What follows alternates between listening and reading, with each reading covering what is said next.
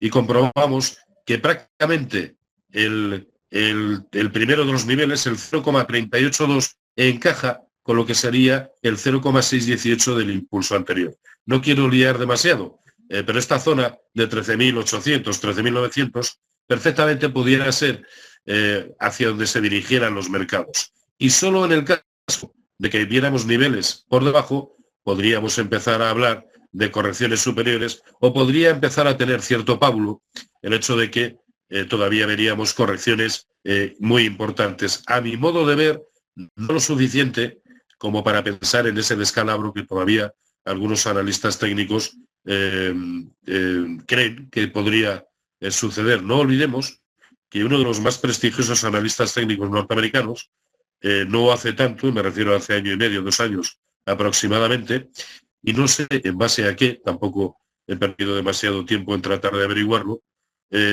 pues comentaba que veríamos, y a no tardar demasiado, veríamos a un Dow Jones, ojo, a un Dow Jones en el entorno de 400 puntos. Eso es prácticamente el fin del mundo capitalista tal cual lo conocemos, poco menos que el fin del mundo. En fin, no quiero estarme más en lo que es el repaso general, al menos no del Dow Jones. El S&P 500, que es el que tienen en pantalla, también en gráfico semanal, perdón, en gráfico diario, ha seguido la misma evolución. Estamos, pues concretamente hace 2 jornadas, estábamos nuevamente en máximos históricos y ello habla por sí solo. El Nasdaq 100, excepto en la jornada de hoy, sigue consiguiendo prácticamente cada día nuevos máximos anuales. Si nos vamos al mercado europeo, el DAX alemán, a ver si aquí está, el DAX alemán, esto que hemos tenido en la jornada del lunes, fueron nuevos máximos históricos, es decir, nos encontramos, bueno, no es en gráfico semanal, la semana pasada estábamos en máximos históricos, es decir, nada avala hoy por hoy la teoría de que el mercado se haya dado la vuelta. Insisto, en algún momento eso va a suceder y creo que debemos de estar preparados. Pero la gran mayoría de todas las estrategias que hoy por hoy sigue cabiendo plantearse, creo que deberían serlo desde el lado alcista, ¿no? Y dicho esto, también es verdad que el Eurostoxx, por ejemplo, y ciñéndonos más al mercado europeo, no ha sido capaz, este es el gráfico del Eurostoxx, no ha sido capaz de superar los máximos que alcanzó a mediados de 2011 y también a mediados de 2010. Esa es una mala señal. En consonancia con ello, índices tan deteriorados como es el IBEX o el MIPTEL italiano, efectivamente, este es el caso del IBEX 35, ni siquiera ha sido capaz de superar, ni de acercarse, se ha quedado 22%, de lo que fueron los máximos del año 2010, configurando por otro lado un recuento en términos de Elliott muy, muy distinto al que cabe hacer en los índices norteamericanos o en el DAX alemán o incluso en el Eurostoxx, es decir, títulos bastante debilitados, en este caso subyacentes como índices bastante debilitados. Vamos a hablar, antes de hacer un repaso al conjunto de las estrategias que tengo preparadas. Algunas de ellas son alcistas, otras son para tenerlas muy en cuenta, pero para esperar, no para tomar decisiones en el momento actual, y algunas también veremos que cabe contemplarlas desde el lado bajista, desde el lado corto. Pero quería hacer mención a una estrategia o a un tipo de estrategias que perfectamente nos pueden servir, bien como complemento a la rentabilidad que podamos tener anualmente o incluso convertirse en nuestra principal fuente de rentabilidad. Y me refiero a las estrategias de pares. No pares de divisas, sino contemplando, digamos, valores o subyacentes homólogos. Vamos a poner por caso, recuerdo que hace unos 6-7 meses en estrategias de inversión comenté que una estrategia que perfectamente podría funcionar sería, dado que el IBEX 35 estaba bastante deteriorado y que previsiblemente eso iba a continuar siendo así durante bastante tiempo hasta que se arreglen los males de la economía española, y teniendo en cuenta también que el Nasdaq 100, así como el Composite, son los que han venido liderando todos los movimientos, liderando y anticipando todos los movimientos desde marzo de 2009, que había establecer una estrategia de pares por la cual entrábamos siempre, y esto es imprescindible, con los mismos importes, con el mismo volumen, con el mismo dinero real, comprando Nasdaq 100 y vendiendo IBEX. Al fin y al cabo, nos da igual hacia dónde vaya el mercado. Estamos jugando a que esa correlación en la que el IBEX se va a seguir comportando peor que el Nasdaq, o dicho de otra manera, a que el Nasdaq 100 se va a seguir comportando bastante mejor que el IBEX, en la medida en que eso siga siendo así, perpetúe en el tiempo, nos va a seguir aportando rentabilidad. Y no saben, de verdad, hasta qué punto esa rentabilidad llega a ser interesante, llega a ser cuantiosa. En el momento actual, yo creo que hay una estrategia que perfectamente podríamos también establecer, que es también con el IBEX y con respecto al CAC 40. ¿Por qué no contra el Eurostoxx? ¿Por qué no contra el DAX?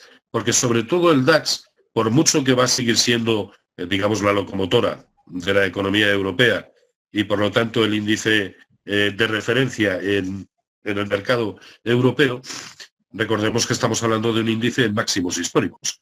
Así que también es normal que en un contexto incluso, digamos, de ligera o de escasísima volatilidad, es normal que eso lo aprovechen otros índices como el MIB italiano o como el IBEX español para limar esa diferencia. Así que vamos a tomarlo como referencia con el CAC 40, con el índice de referencia de la bolsa de Francia, ¿no? Por los mismos importes, y en este caso no habría además riesgo de tipo de cambio, con los mismos importes compramos CAC 40 y vendemos IBEX. ¿A qué estamos jugando con eso? A que sea lo que suceda, sea lo que sea que suceda en los mercados, el CAC 40 se va a seguir comportando mejor que el IBEX 35. Y fíjense que este es el gráfico del CAC 40, fíjense cómo en las últimas semanas, incluso en el último mes, el CAC 40 sí ha sido capaz de superar los máximos que estableció en 2011 y de los máximos que estableció en 2010. Es algo que el IBEX no ha hecho, no lo ha conseguido. Y sin embargo, el CAC 40, que volvemos a tener en pantalla, sigue teniendo un potencial de revalorización que evidentemente no tiene el DAX, puesto que se encuentra en sus máximos históricos. Es por esta razón que me parece una buena estrategia la de establecer compras en el CAC 40 y ventas, insisto, por los mismos importes en el IBEX 35. De verdad que son situaciones que si se prolongan en el tiempo o en la medida en que sigan correlacionadas de la misma manera, nos van a funcionar de maravilla y van a venir a aportar rentabilidad añadida o incluso la rentabilidad principal a lo largo, pues digamos, de un cómputo de 6 meses, ¿no? Aquella otra estrategia que planteé en Nasdaq 100 contra IBEX, esto hace 6 o 7 meses, me parece que va por el entorno del 18%, lo que ha proporcionado de rentabilidad positiva, ¿no? Con lo cual, bueno, pues miel sobre hojuelas. ¿Qué otro tipo de estrategias podemos establecer en este caso de pares? Bueno, hay una correlación que se ha mantenido bastante en el tiempo en el caso del mercado español y concretamente de los dos grandes bancos, el BBVA y el Santander. Hasta hace un año y medio aproximadamente, el Santander se venía comportando bastante mejor de lo que lo hacía BBVA. Sin embargo, esa relación ha cambiado. Pues como todo en esta vida, al final todo lo que es divergente tiende a convencer.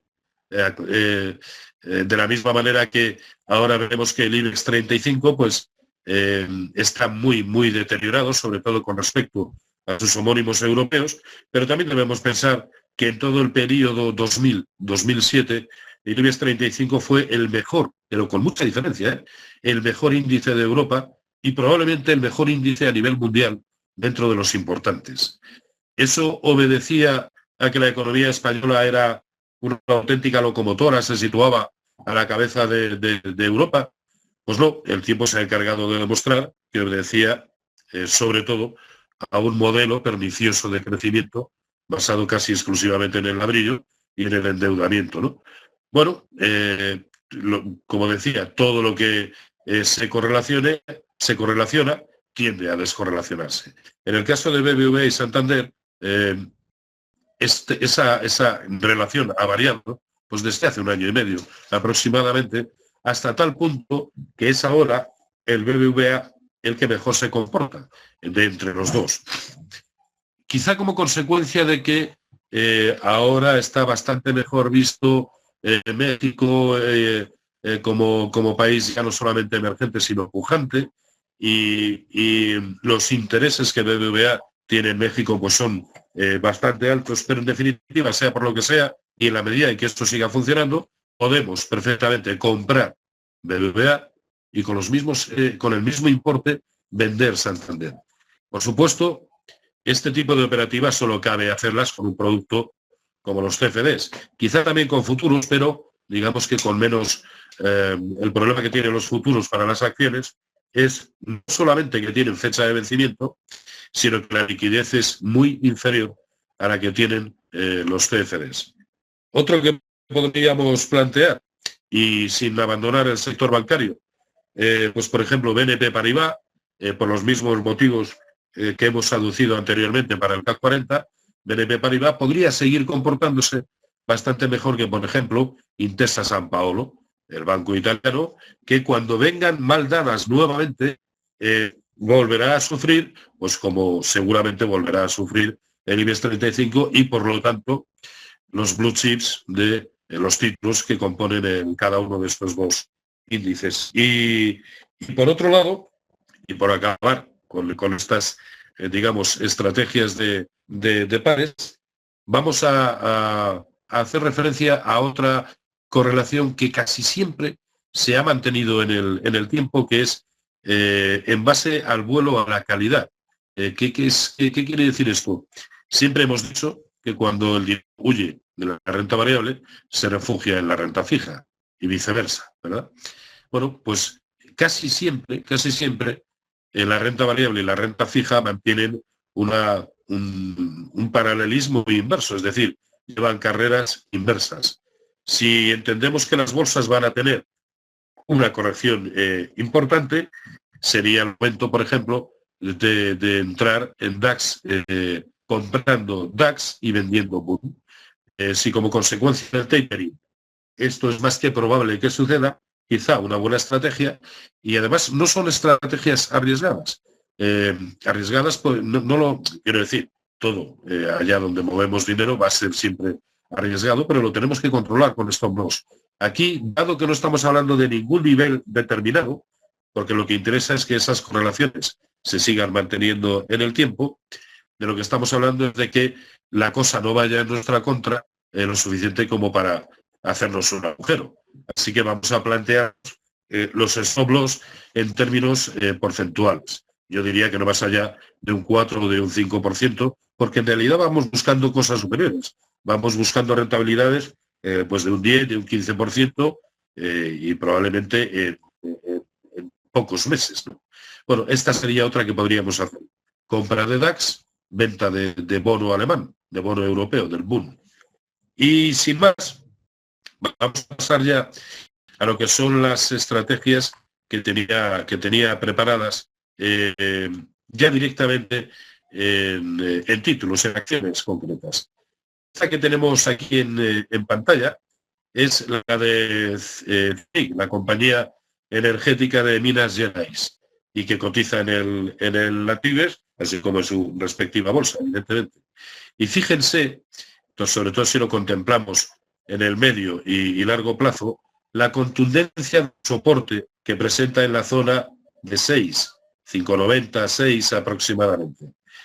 Merece la pena, si no rebasa los mínimos anteriores, no lo hace con los filtros adecuados. Estamos hablando de que el mínimo anterior lo estableció en 5,86. Ahora mismo está en 5,85. Lo que nos dicen los manuales es que el soporte es lo normal, es comprar. Bueno, perfectamente podría suceder tener un rebote considerable en estos entornos y, por lo tanto, acometer compras. Además, cuando estamos operando en soportes y resistencias tan contundentes como este, Lo que sí tenemos claro es dónde establecer los stop loss. Y en este caso, si vamos buscando una revalorización que lo lleve a buscar pues la zona, alguna de las correcciones proporcionales de Fibonacci, suponiendo, insisto, que funcione el soporte, estamos hablando de búsqueda de niveles de 6.40, 6.55 y 6.73. Es decir, niveles lo suficientemente contundentes como para podernos permitir un stop loss de, digamos, un 3%.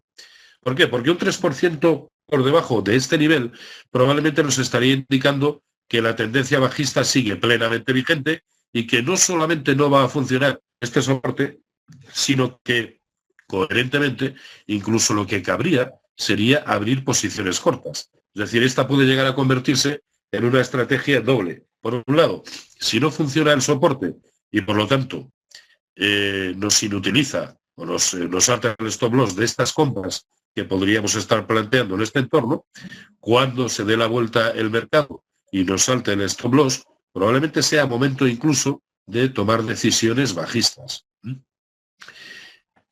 Que me están haciendo preguntas aquí, si me parece, y sobre todo por seguir el hilo, las contesto al final de la charla. ¿De acuerdo? Vamos con otra estrategia que podría funcionar y que de hecho ya hace tiempo que ha venido funcionando, es Nokia. Fíjense, vamos a ponerlo en gráfico diario mejor. Efectivamente. Cuando este título superó la zona concretamente de los 3,65, fíjense qué fortaleza como resistencia, fíjense qué fortaleza como soporte en estas dos ocasiones, con un pequeño margen, ¿no? Siempre estamos hablando de que el análisis técnico y sobre todo contemplando el medio y largo plazo, dilataciones de un 3, de un 4%, son normales y no tiene por qué conllevar pues que esos soportes y resistencias hayan dejado de funcionar. Esa franja entre 3,55 y 3,65 era brutal, en este caso como resistencia. Cabía esperar que cuando fuera capaz, si sucedía, de romper al alza, el movimiento subsiguiente tuviera bastante contundencia. Y así ha resultado ser. Fíjense además cómo rompió esa tremenda resistencia, dejando un hueco brutal. Así es como se rompen las cosas y como desde luego nos recompensa mucho antes, ¿no? Pero decimos, ¿nos hemos perdido todo lo que debíamos o todo lo que debía pasar en Nokia? Yo creo que no. Yo creo que no, por el simple hecho de que la zona del 0,618 de Fibonacci, y aún así exclusivamente con respecto al último impulso bajista, la tenía en 5,73. Hace muy poquitas jornadas estaba en 6. Es decir, digamos que ya la ha superado y probablemente con los filtros suficientes. Ahora, ¿merece la pena comprar en el momento actual? Yo creo que no. Pero es el típico título que probablemente sea bueno comprar más caro y comprar con precios de cierre por encima de 6,05 porque ganaremos en seguridad de que el movimiento vuelve a ser de nuevo alcista y en esta ocasión ya sí, con el único objetivo que es el origen precisamente del último movimiento bajista, que es la zona de 8,45. Fíjese si tiene recorrido. Merece la pena, creo yo, que esperemos a comprobar que efectivamente tiene fortaleza para situarse por encima de 6. Pero esta es la típica estrategia que, por ejemplo, merece la pena dejar una orden puesta incluso.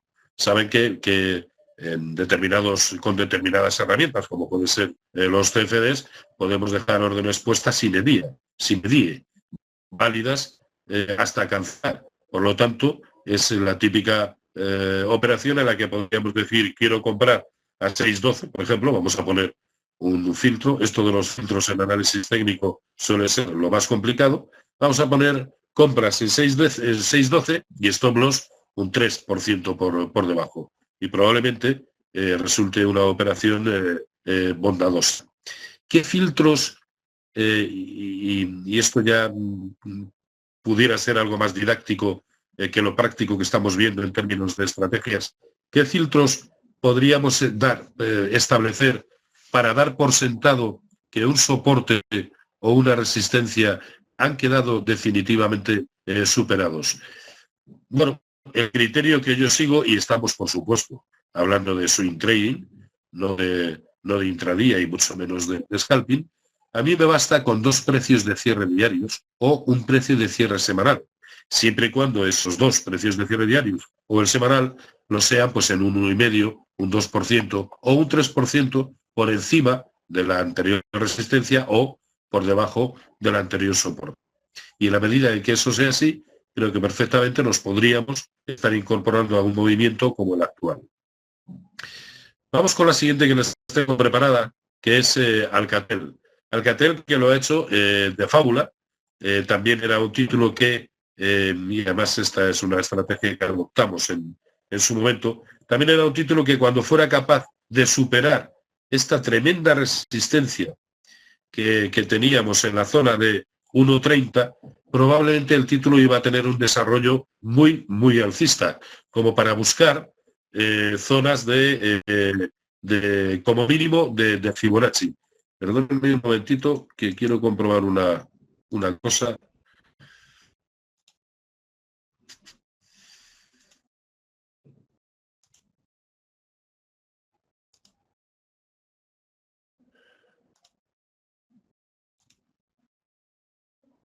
Vale.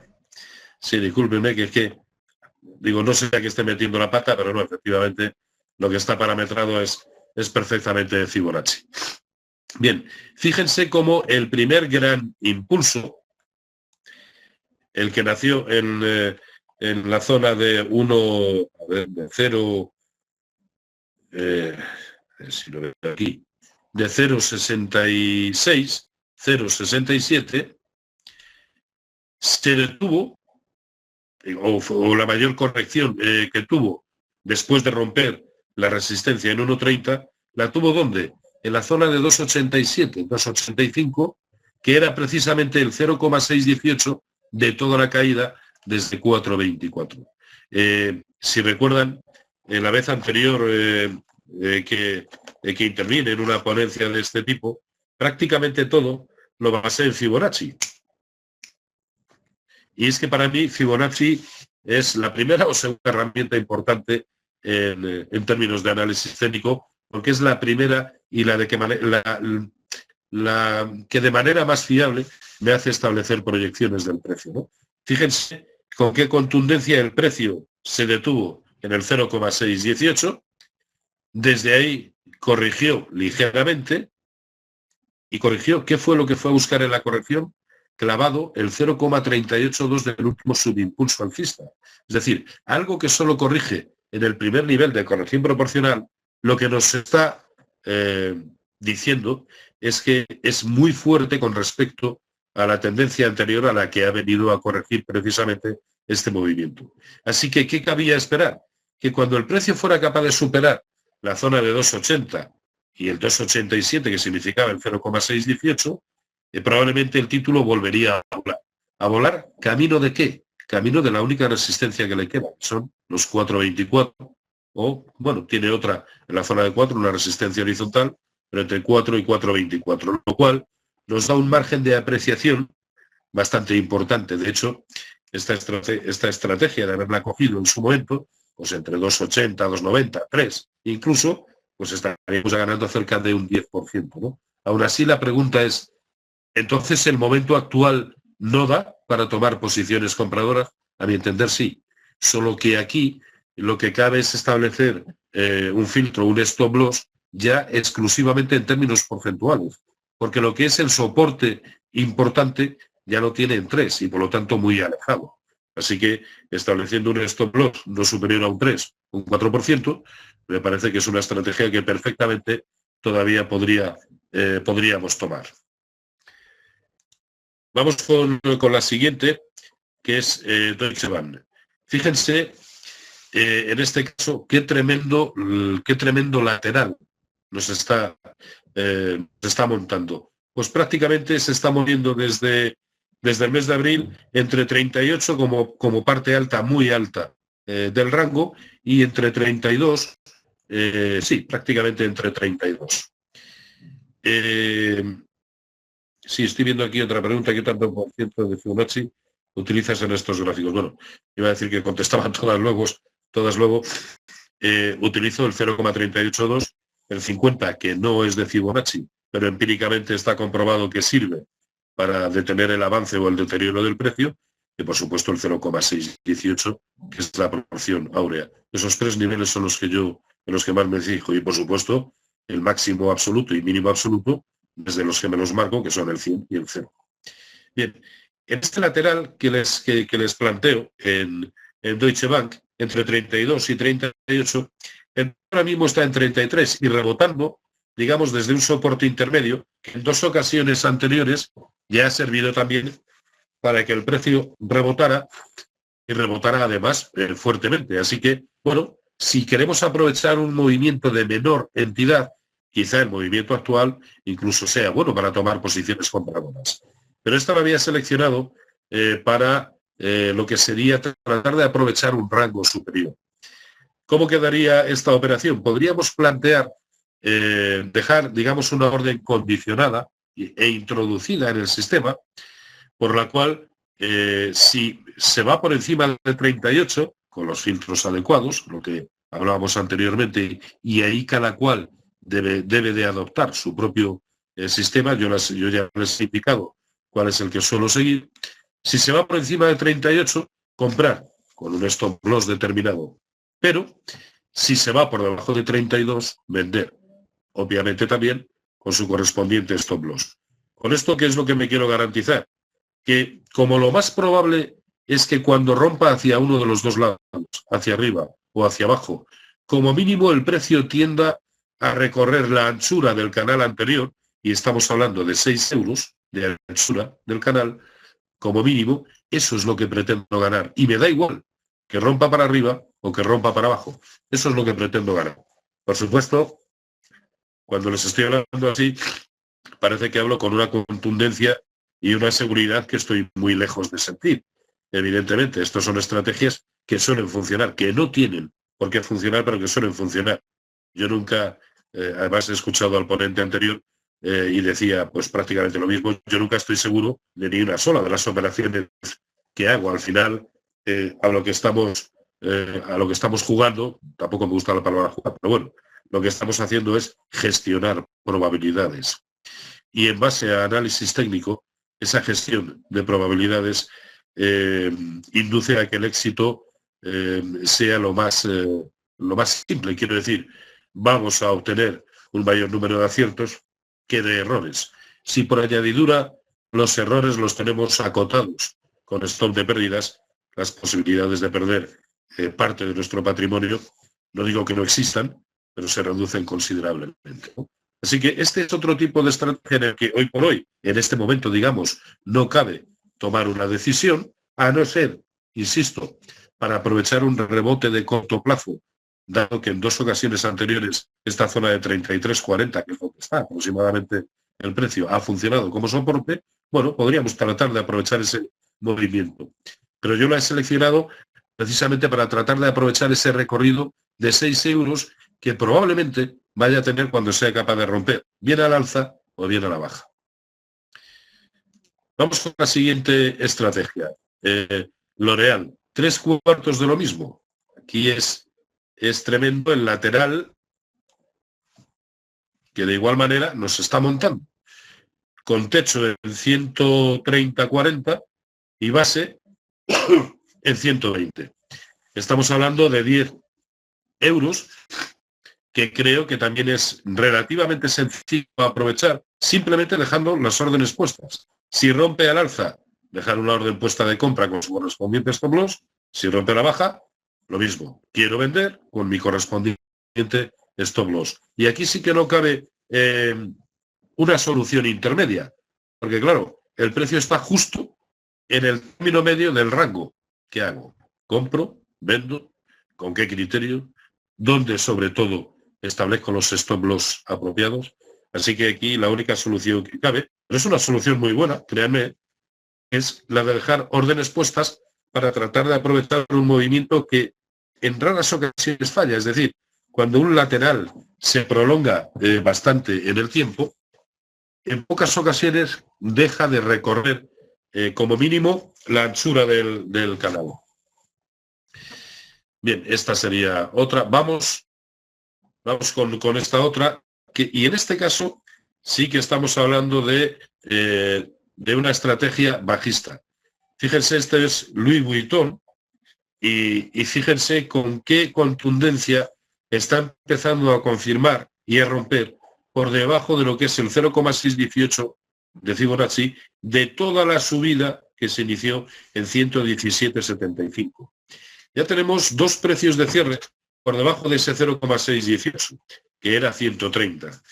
Quizá otro cierre por debajo nos anime a pensar que lo único, de hecho estaría ya también cerrando el hueco que nos dejó aquí, en 128,80, o sea que prácticamente en la jornada de hoy lo ha cerrado. Simplemente otro cierre más podría animarnos a tomar posiciones cortas, a tomar posiciones vendedoras. ¿Con qué objetivo? Con el origen del movimiento. Es que solamente tiene ese nivel ya como objetivo. Así que esta podría ser otra que perfectamente podría funcionar. Vamos con la siguiente, con Orange. Fíjense también que después de un rebote importante y después de, por fin, después de tanto tiempo haber quebrado la secuencia de máximos relativos decrecientes que traía en una perfecta secuencia bajista, la ha roto, y además lo ha roto con mucha fortaleza. Esta también es una estrategia, de momento, exclusivamente para estar pendientes. Para estar pendientes porque si vuelve a recuperar por encima de 8,85 y por lo tanto haberse detenido la corrección en el 50% de Fibonacci de toda la subida desde los 7 euros, podría acometer un rebote de relativa importancia. Pero dado que al cierre de hoy el precio se ha situado ya por debajo y además dejando un hueco con respecto a esa zona de 8,85, parece evidente que el único objetivo de momento es 8,42. Aquí perfectamente también se podrían tomar estrategias cortas, estrategias vendedoras, en principio con un objetivo muy poco ambicioso, que sería la zona de 8,42, que como ven coincide con el máximo relativo anterior. Y solo si es capaz de irse por debajo de 8,42, estableceríamos objetivos más importantes, o bien en el siguiente soporte horizontal, o bien en el origen de todo el movimiento. Vamos con la siguiente, Repsol. Repsol también está empezando a manifestar una cierta tendencia bajista. Sí, se me sigue bien, es que oigo ruidos de fondo. ¿Se me oye bien? Ah, bien, perfecto. Perfecto. Bueno, en la medida en que sea capaz, o si se va por debajo del soportazo que presenta los 18 euros, fíjense qué resistencia significó aquí, y a corto plazo la que ha venido estableciendo, no solamente antes de la última subida, sino también en la última caída. Si rompe por debajo de 18, lo más probable es que vayamos a ver una continuidad de la corrección que nos lleve a buscar en principio los 17,25. Así que ese movimiento también podríamos aprovecharlo. De hecho, parece que la secuencia correctiva perfectamente pudiera estar haciéndola en un zigzag. Hemos tenido la A, hemos tenido la B, y la C, pues muy probablemente lo lleve a estos niveles de 17,20. Vamos con otra, con Amazon. Amazon, como ven, estamos dando un repaso no solamente a índices, sino al principio también lo hemos hecho con determinados subyacentes como índices, estrategias podemos establecer, pero sí quería hacer un poquito de repaso de todos los mercados, tanto del español como del europeo, como del norteamericano. Y dentro de los títulos norteamericanos me llama la atención Amazon, como tantos otros que se encuentran en una limpia, muy limpia tendencia alcista. Además aquí, digamos que el stop lo podemos situar, por supuesto, para posiciones largas, posiciones compradoras. Hoy por hoy nadie puede dudar que esta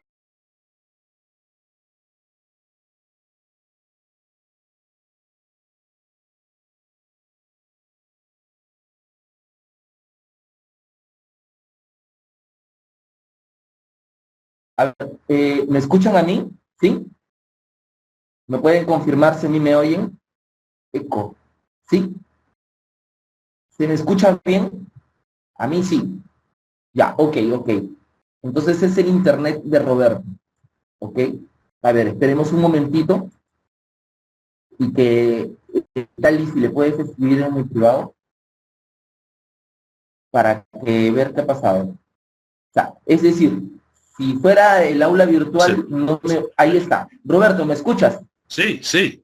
Ya, genial. Te habíamos perdido por un minuto. Si puedes repetir lo que estabas explicando y continúa con tu explicación, maestro. ¿En cuál se me había quedado? En Amazon. Sí, más o menos un minuto te hemos perdido. Parece que Sí. tu señal de internet se perdió y ahora sí te estamos oyendo perfectamente para que los amigos puedan seguir el hilo de tu análisis. Bueno, perfecto. Pues entonces continúo o comienzo con Amazon, que es la última de la que estaba hablando, y efectivamente yo creo que llevaba más de un minuto, ¿no? No, pues, decía que pocos podemos dudar de que esa secuencia que está manifestando el gráfico es tremendamente alcista y nada a corto plazo nos hace pensar que tenga que dejar de ser así, a no ser que veamos un deterioro del título en particular o de los mercados en general. Por lo tanto, con stop loss en la zona de 370, este es un título que perfectamente, y pese a estar hace una semana nuevamente en máximos históricos, perfectamente podríamos incorporar a una cartera, evidentemente, a una cartera diversificada. Vamos con la siguiente estrategia, que sería Apple. Fíjense técnicamente qué bien lo ha estado haciendo Apple. Cuando comenzó a caer los máximos históricos en 707, ¿qué es lo que fue a buscar el precio? El 50% de toda la caída, perdón, de toda la subida que había comenzado en la zona de 71, que fue el último y grandísimo latigazo alcista. Y fue a buscar precisamente esa zona del 50%, y ahí se detuvo. Cuando el precio rebasa resistencias tan importantes como esta, empezamos a pensar que a lo mejor la vuelta que se está dando el mercado es de la suficiente contundencia como para tomar posiciones compradoras. Y en breve, probablemente, se va a enfrentar, como decimos aquí en España, a la que la matan, ¿no? A lo que es el 0,618, precisamente de toda esta última caída. Esa zona es la de 583. Creo que es una zona de la que debemos estar muy pendientes, porque si el título no es capaz de sobrepasarlo y lejos de eso corrige, es más que probable que veamos que las correcciones vuelven a ser de gran calado. Así que la zona de 583, ¿para qué? Para que si sigue hacia adelante, es un título en el que perfectamente nos podríamos incorporar comprando. Si corrige, creo que es un muy buen título para tomar posiciones cortas. En el caso de Google es el mismo que hemos visto para Amazon. No veo ningún inconveniente en sumarlo a una cartera compradora en el momento actual, máximo histórico tras máximo histórico, sin ninguna secuencia que lo empañe, y además a mí, concretamente en este caso, me da igual que el RSI esté casi permanentemente por encima de 70. Es lógico, es lógico. Cualquier título cualquier subyacente que esté en una secuencia de máximos históricos de manera permanente, por lógica, siempre va a estar o en 70 o por encima de 70, ¿no? Bien, ya solo nos quedan tres, y probablemente me he tenido que esforzar algo más para tratar de ver algunas secuencias bajistas, pero perfectamente esta pudiera ser una de ellas, y es ExxonMobil. Fíjense cómo, pese a que el Dow Jones, índice del que precisamente forma parte ExxonMobil, además, si no recuerdo mal, creo que es la de mayor ponderación dentro del índice, pues pese a que el Dow Jones no hace más que conseguir nuevos máximos históricos, ExxonMobil está actuando un poco de manera divergente. Ha tocado el máximo anterior y desde ahí no es capaz de volver. Es más, nos deja una formación que casi podríamos asemejar a una formación, a una pauta de vuelta en velas, ¿no? Con lo cual creo que es un título, la jornada de hoy precisamente lo está corroborando, es un título probablemente para tomar posiciones cortas. Además, tenemos también muy claro cuál es nuestro stop loss, precisamente los máximos anteriores, 96.10 en precios de cierre, debieran hacernos desistir de permanecer en esta posición. Vamos con la siguiente, Goldman Sachs, 3/4 de lo mismo. Creo que es un título en el que perfectamente se pueden incorporar estrategias cortas, estrategias bajistas. Son muchas las veces en que está tocando esa resistencia de 170-50 y no puede con ella. Si en esta ocasión sucede lo mismo, cada vez que lo ha tanteado y no ha podido, ha tenido caídas prácticamente de $20. Bueno, pues eso es perfectamente lo que podríamos buscar. Y si fallamos, sabemos que tenemos que situar el stop loss, pues en la zona como máximo de 172 en precios de cierre. Así que creo que merece la pena arriesgar $5 por tratar de ganar $20. Recuerden que la ecuación riesgo-rentabilidad, como mínimo, aunque algunos hablan de 2-1, a mí me gusta, cuando hablamos del swing trading, me gusta que sea como mínimo de 3-1. Y vamos con la última, que es McDonald's. McDonald's, fíjense también qué secuencia tan importante de máximos y mínimos relativos decrecientes. Cada vez que ha tocado el techo del canal, se ha ido hacia abajo y se ha ido además a buscar la base. Simplemente con que en esta ocasión suceda lo mismo, estamos hablando de un probable recorrido, en principio, hacia la zona de 92.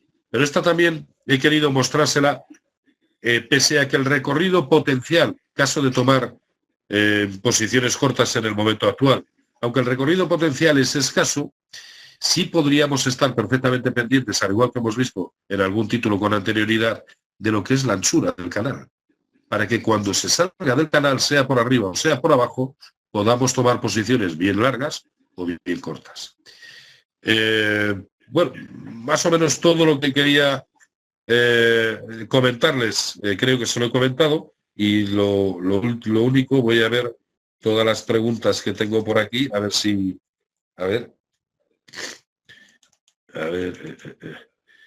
me parece muy... A ver, ¿cómo calculas el importe? ¿Cómo calculas el mismo importe de los dos índices IBEX, CAC por nominal? No, simplemente cuadrando los importes. Según en qué plataformas, digamos que los bloques mínimos son tan ajustados que prácticamente nos permiten tomar, es decir, cuadrar los importes. En todo caso, si hay una diferencia, pues a lo mejor es de 500 o 300 o 400 euros, ¿no? No creo que sea lo suficiente como para hacernos desistir de tomar esa posición. Dice, me parece muy interesante los pares, pero ¿cómo fijar plazos de salida, profit y o stop loss? Aquí, como decía, no estamos buscando en las estrategias de pares, no estamos buscando niveles determinados. Estamos buscando que esa relación que creemos se va a seguir manteniendo en el tiempo, efectivamente sea así. Luego el stop loss lo tenemos claro. El stop loss es aquel que nos queramos permitir. Es ese pulmón financiero que nos queramos permitir. El stop de beneficios, exactamente igual. Por supuesto, es mucho más fácil, una vez que entremos en beneficios, ir dinamizando los stops de los mismos, ¿no? Pero yo diría que como mínimo, y dado que son estrategias que tienden a proporcionar una alta rentabilidad a lo largo de 6 meses o de un año, yo diría que como mínimo el stop loss que deberíamos plantearnos sería de un 4%. Vamos con la siguiente. Sí, vamos a entrar, pues sí, te lo aseguro. ¿Qué tanto por ciento de Fibonacci utilizas en estos gráficos? Eso ya lo hemos visto. Este me gusta porque pone excelente, perfecto, esa se contesta muy bien. Y no tengo por aquí, son los recortes de España. SACIR se podría comparar con Amazon. No veo en qué. A bote pronto y con mi supina ignorancia respecto de lo que es el análisis fundamental, macroeconómico y demás, no veo en qué son comparables a Fibo y Amazon, la verdad. Y los fibos los tomas desde la cola o el cuerpo de la vela. Siempre, siempre, a no ser que sea una auténtica burrada que obedezca exclusivamente a un error de un operador, como sucedió hace años en Procter & Gamble, o cosas de estas que nos dejan una mecha a lo mejor de un 30%, que se corrige en 30 segundos, pero que evidentemente el gráfico la refleja, a no ser que sea una cosa de esas, siempre desde las mechas. Yo le doy mucha importancia a los precios de cierre, pero precisamente los Fibonacci me los trazo siempre desde máximos y mínimos absolutos y por lo tanto teniendo en cuenta la mecha, no los precios de cierre. ¿Cómo graficas una media móvil de 200 y de 12 meses? Yo las medias móviles que tengo o que utilizo son de 5, 20 y 200, pero por el horizonte de mi inversión. Esto no quiere decir que sea peor ni mejor sistema que ningún otro. De hecho, hay algunos, conozco a muchos analistas técnicos, algunos de ellos me merecen un crédito extraordinario, que utilizan medias que yo no he utilizado jamás. Medias de 7, medias de 16, en fin. Esto sí que depende exclusivamente de la optimización que cada cual queramos hacer en base precisamente a que nos funcione de una manera u otra. ¿Quién decide que se aplique Fibonacci? Y la pregunta además está incompleta. ¿Quién decide que se aplique Fibonacci? No sé exactamente cuál es el sentido de la pregunta. Yo utilizo mucho Fibonacci, pero porque tengo comprobado que es una herramienta que a mí al menos me funciona a las mil maravillas y sobre todo me saca de muchos embrollos. Es la primera que me sirve para tratar de identificar objetivos tanto en las proyecciones del precio como en los retrocesos del precio. Así que en este caso, y no sé si era esa la pregunta, el que lo decide soy yo, pero como creo que... a ver. Dice... ¿quién dice? Supongo que dirá en qué impulsos. ¿En qué impulsos? Si se refiere a los Fibonacci, supongo que dirá en qué impulsos. Si se refiere a los Fibonacci, yo hace ya tiempo que decidí trazar los Fibonacci desde máximos y mínimos importantes, muy importantes. ¿Por qué? Por la dificultad que entraña el hacer un recuento apropiado de ondas. Entre otras cosas, porque saber si es el apropiado o no, probablemente solo lo vas a saber con el paso del tiempo. Elliott es una herramienta muy válida, muy buena, pero también tremendamente subjetiva, hasta el punto de que podemos estar 5 analistas técnicos viendo el mismo gráfico y los 5 tener un recuento distinto. Y cualquiera de los 5 poder tener la razón. Ese es el problema. Por lo tanto, hace ya tiempo que decidí que donde pasaba algo importante, tanto porque se dé inicio a una corrección o a un impulso, desde ahí me iba a trazar los Fibonacci. Y a mí al menos me funciona. Todo esto, por supuesto, se complica cada vez más cuanto más vamos acortando el horizonte de nuestro análisis y, por lo tanto, de nuestra inversión. Pero mi horizonte es de swing trading. Dice, yo digo que Fibonacci no funciona, sino que somos nosotros los que lo hacemos funcionar. Perfecto. Ni le doy ni le quito la razón. Pero simplemente esa aseveración a mí me vale para seguir utilizándolo. Al final, creamos que es algo esotérico o no, Fibonacci, lo cierto es que forma parte de tantos elementos de la naturaleza que si contemplamos al ser humano también como un integrante más de la naturaleza, empezaremos a creer casi en lo esotérico, ¿no? Pero lo cierto es que a mí me funciona. Dice, tú aplicas, pregunta Ignacio, además de FIBO, ¿qué otros indicadores utilizas? Bueno, a ver, yo utilizo FIBO, para mí no es un indicador, es una herramienta. Indicador es todo aquello que me aparece, digamos, un poco fuera del gráfico. Medias móviles, 5, 20 y 200, RSI, estocástico, MAC y Momentum. Y en mi caso, y sé que con esto igual me gano la regañina de algunos colegas, en mi caso poco más. Por supuesto, volumen. Lo que pasa es que yo mantengo una teoría un tanto particular con respecto al volumen. Creo que hace años que no tiene la misma eficacia que tenía anteriormente. Ojo, cuando lo detectemos, perfecto, porque estaremos más seguros de que el movimiento es bueno, de que el movimiento es bondadoso, tendremos mayor seguridad. Lo que digo es que si estamos pendientes de que aumente el volumen para operar, a lo mejor operamos 3 o 4 veces al año.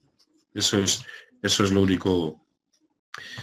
Otra pregunta dice, la comparación la relación al comportamiento alcista y la estrategia a tomar. No, yo creo que no tienen absolutamente nada que ver. Ni están enmarcados en el mismo sector, ni para bien o para mal, ni están enmarcados en un índice que se mueve con las mismas garantías. No, en absoluto. A ver, otra más por aquí. Quiero decir si una acción sube o baja en la medida que lo dice Fibonacci, porque está establecido así por los operadores, por así decirlo. Hombre, también debemos darnos cuenta que muchos de los sistemas automáticos de trading es análisis técnico puro y duro. Y muchos de ellos utilizan, por supuesto, Fibonacci.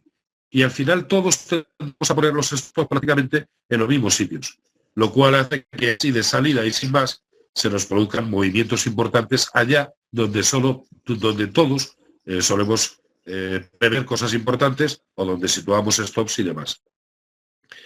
Dice, ¿por qué utilizas ambas escala lineal y logarítmica en los gráficos según sea? No, esto, y discúlpenme de verdad, esto sí que es un fallo mío, porque todos los que yo observo diariamente y que ya los tengo metidos, digamos, en mi espacio de trabajo, los tengo en escala lineal. ¿Por qué? Porque todo lo que ha sucedido con anterioridad ya me lo conozco, son tantos años, viendo los mismos gráficos que ya tengo las pestañas quemadas de saberlo, por lo tanto, me vale en escala lineal. He puesto en logarítmica todos los de las estrategias nuevas que les he mostrado, precisamente para no incurrir en ese error. Así que de verdad vaya por delante mi disculpa, porque es verdad que los primeros gráficos que he mostrado lo eran en escala lineal y los últimos lo han sido en escala logarítmica. ¿Exponencial en las medias móviles? No, yo las utilizo simples. A ver, más cosas por aquí. ¿Estas estrategias sirven para scalping? Las que yo he mostrado en el momento actual, no. ¿El modus operandi? Creo que sí. Creo que sí. Todo lo que es válido en análisis técnico para un horizonte de inversión debería de serlo, y aquí lo dejo así, debería de serlo también para cualquier plazo que contemplemos. Pero evidentemente las que hoy hemos mostrado, pues, en absoluto valen para scalping.